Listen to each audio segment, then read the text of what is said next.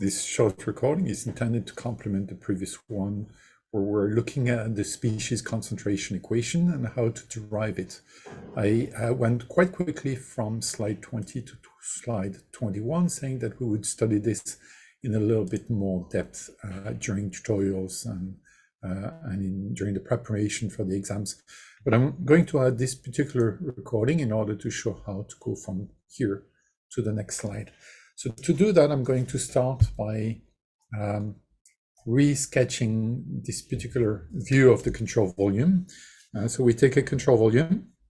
I'm using continuous line here to represent the open boundaries. That is, the flow of fluid can go right through the boundaries, for example, following that general direction, but it does not have to be.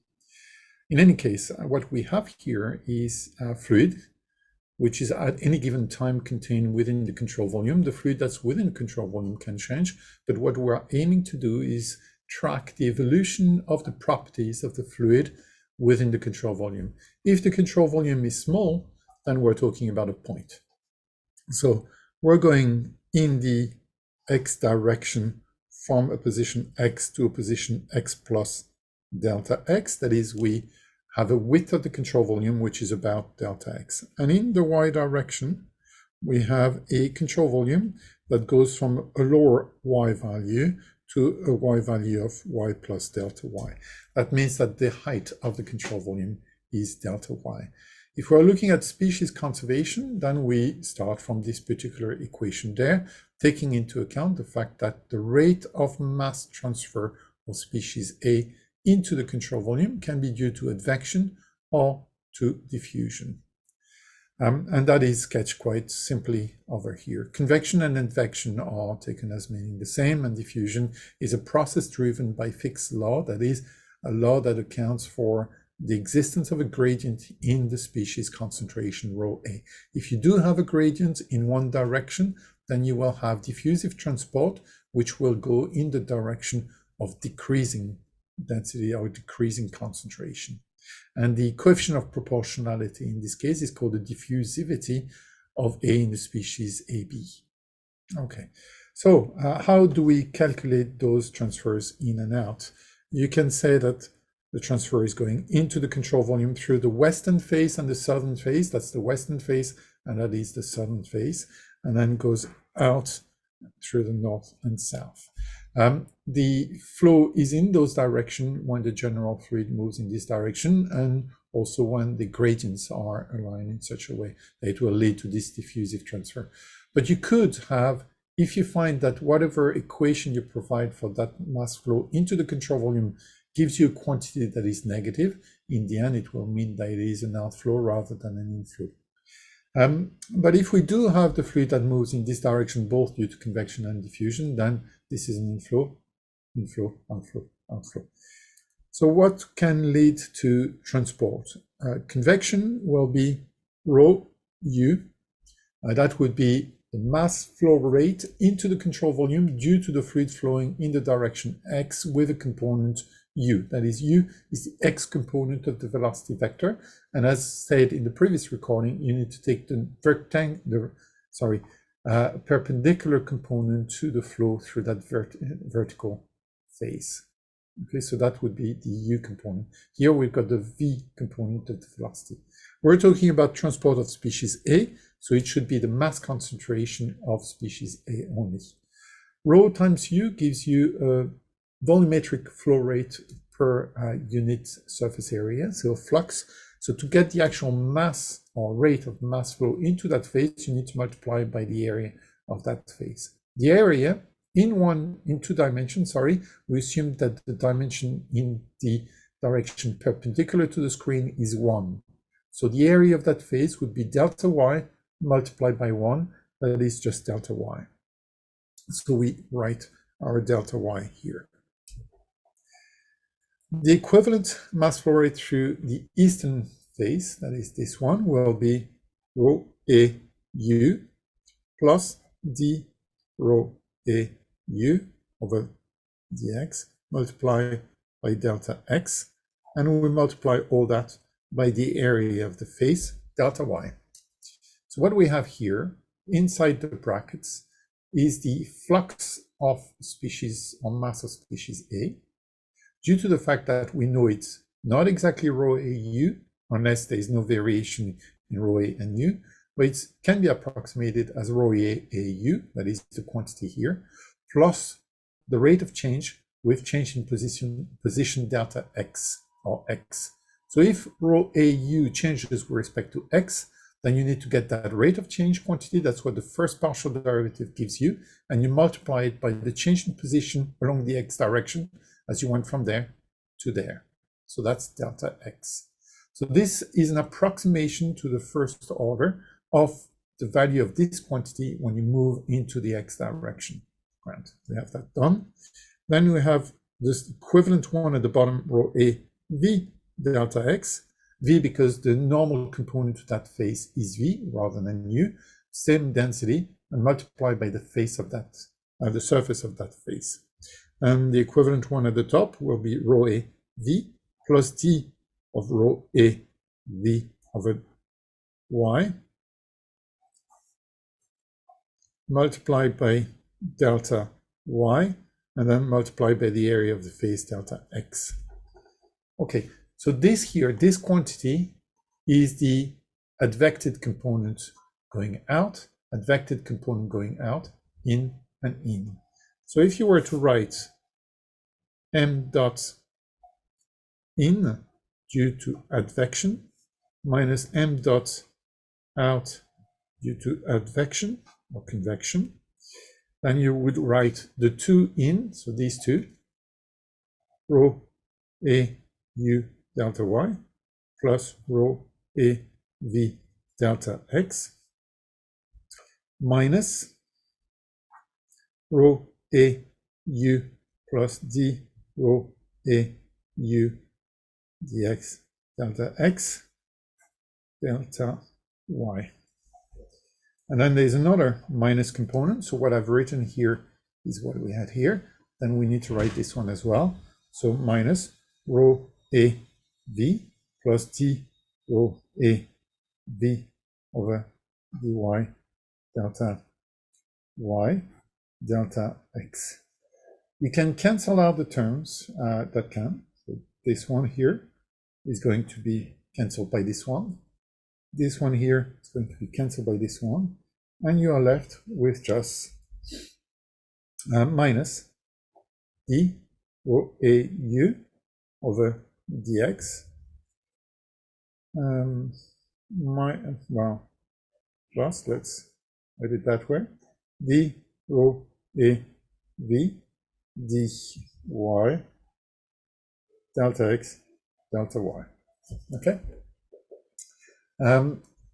The minus sign comes from here. The delta x delta y comes from, well, you can take it out of the brackets. This is actually in two dimension the volume of the control volume, right? So that's volume of the control volume. Now, we've done that only for advection.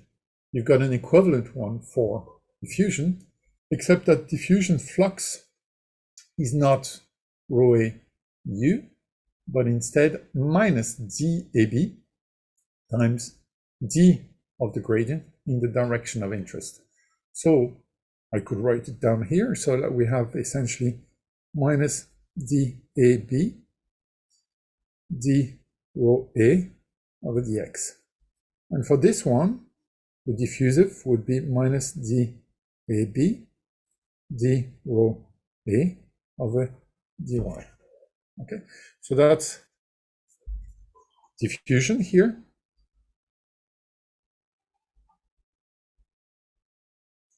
And that's convection or advection. Okay. The minus isn't very visible there, minus here. What else can I say? Okay, the flux, I should say, this is a flux, whereas if I want the rate of flow, I need to multiply it by the area. So delta x here and delta y here. So that is m dot diffusion. and that's m dot convection or advection. We can redo the exact same thing here as we did for advection. The result will be similar, and I'm going to skip the actual steps of the derivation and just write the result, which will be minus d over dx minus dab d rho a d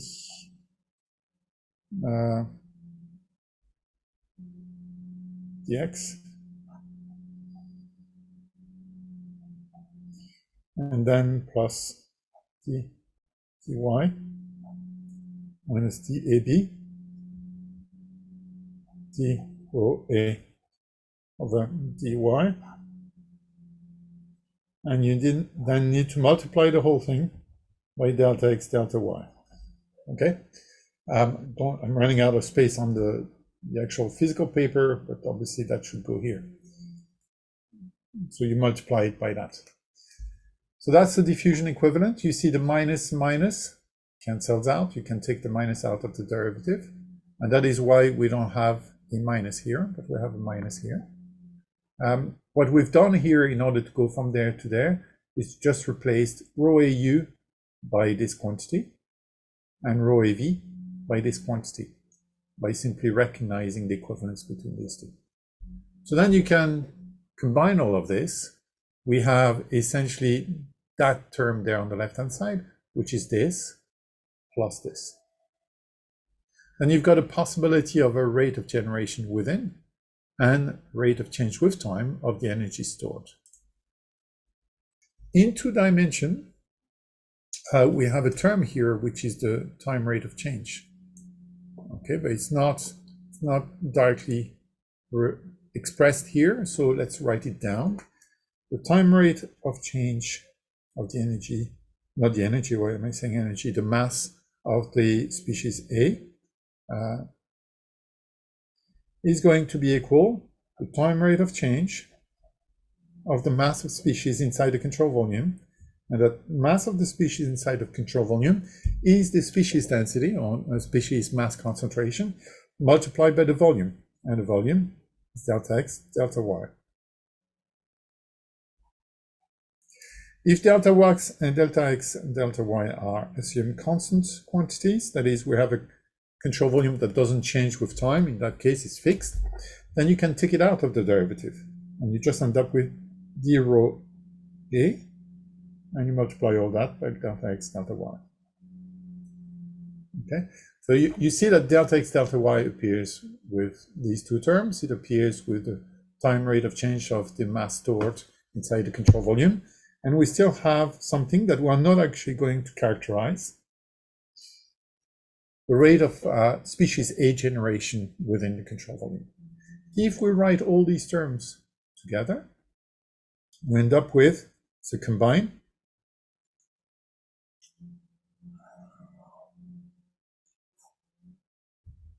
them together, following the equation that's right here, then you end up with, so let's put this one first, d rho a over dt, and I'm not going to multiply by delta x delta y. You will have this term, which is delta x, or you have something multiplied by delta x delta y. This one will be multiplied by delta x delta y. So I'm going to divide throughout by delta x delta y. It will, that term multiplication, or the volume of the control volume, will disappear from here, and you just have it left here with the m dot ag divided by delta x delta y. So I just keep these this one here. We've got time rate of stored. I'm going to bring the advection component to the right-hand side of the equal sign.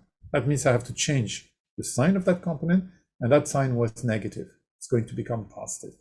So I have d rho au over dx plus d rho av over dy. That's the convection part that from these two terms. that I've brought to the right-hand side. And I'm going to keep the diffusion on the left-hand side, on the other side, sorry. And I end up with, in that case, d over dx, dAB, d rho A over dx,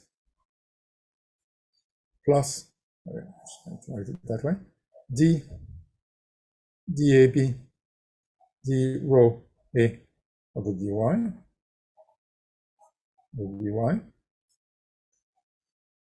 and then we don't forget the rate of mass generation, which we divide by delta x delta y.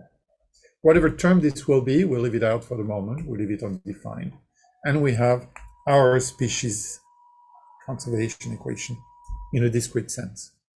So you see, if we truly can express this without any reference to the volume of the control volume, it means we have a continuous equation involving partial derivatives, which are valid or should be valid at any point of space and time if you're going to have a solution, U and rho A and so on, that is satisfying species conservation, available or to be satisfied at every point in space.